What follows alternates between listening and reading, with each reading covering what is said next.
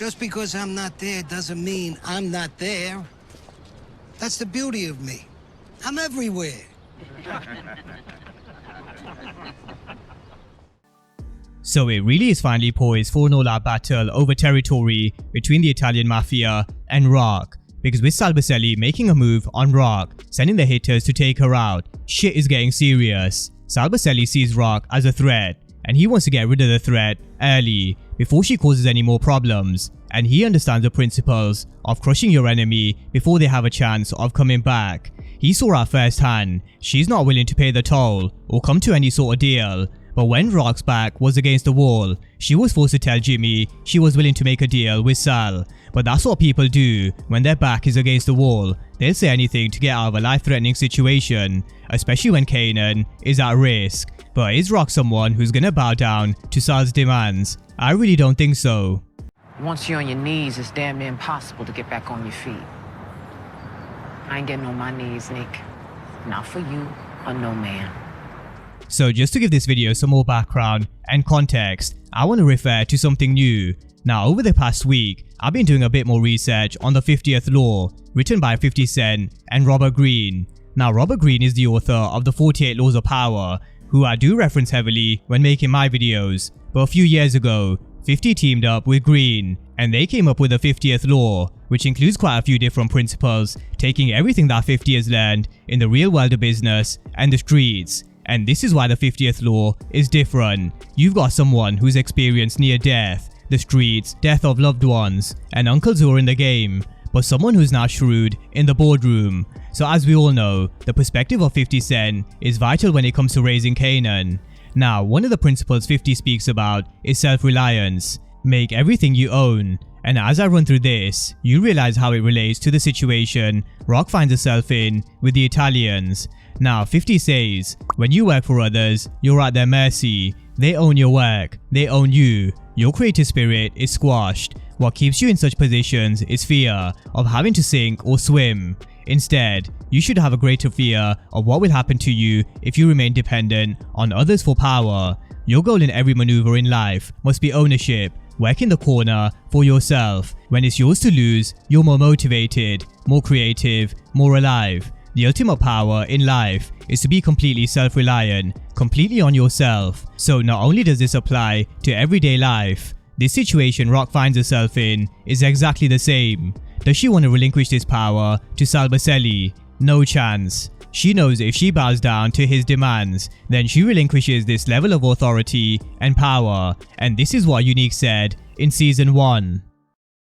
If I don't bring something back real for Buck, they gonna start wanting answers to questions people in our position don't ever want to be asked, Rock. Now, when you're a leader like Rock or Unique, you need to be strong and not show an ounce of weakness, which is the reason why she shut down Lou when he was about to apologize to Sal. Rock wanted to make sure she didn't show any sign of weakness.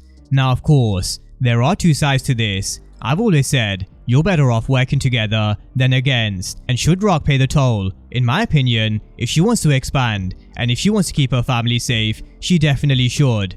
But as I went through the 50th Law, will she make a deal with Sal Boselli? Who knows? It's yet to be seen. But we all know what she's like. It's always her way and only her way. But Rock recognized the problem she had. If she killed Jimmy, then it starts a war with Sal Boselli. If she lets him go, then they're gonna keep on coming back until they hit the target. So I do think she finds herself in a bit of a predicament. How does she stay as this powerful, dominant queenpin, expand her organization, as well as keep her family safe? But what have we learned about Rock over the past season or so? She's also willing to risk even her own family to obtain this power and control. She used Kanan to shoot Detective Howard, as well as frame Unique. So is it beyond reasonable doubt to say she won't exactly strike a deal with the Italians? I don't think so. Or even if she does, it won't last long and she'll start making some moves behind their back. But the Italians don't play games.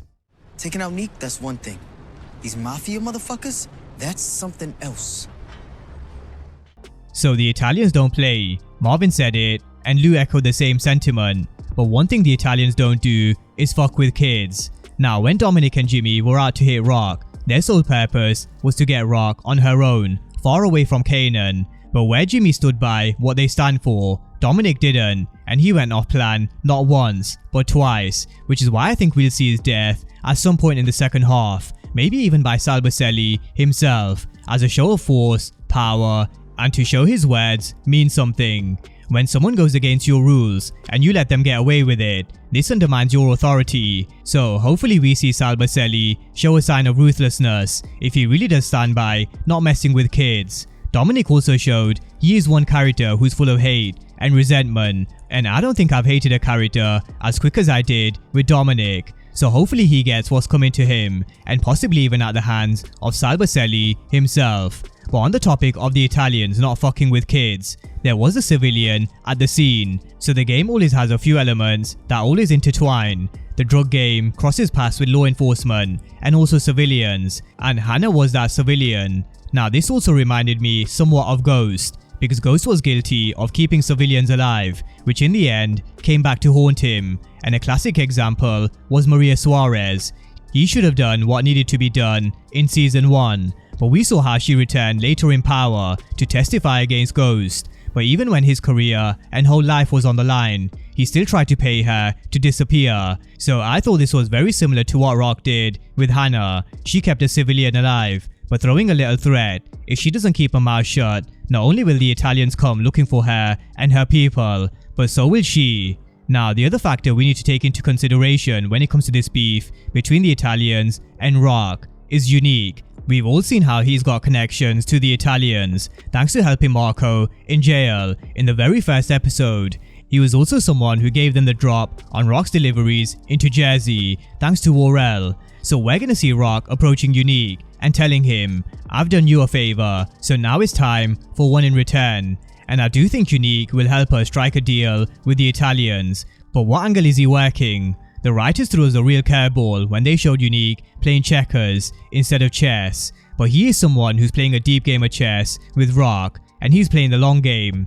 He told us she won, but the easiest way to sneak up on your enemies is to make them think that they've already won, and that's the game Unique is playing. So even if he does help Rock, can you trust him to keep his word, or is he out to get revenge and get back what's his? Remember, there are no friends in the streets, and as the older Kanan's narration told us, you can't even trust your own mom.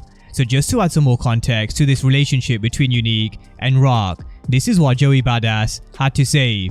Firstly, you know there's the opposite sex, so there's that. And then, secondly, it's a like-mindedness of both individuals, them being alphas of their respective sides, them running things.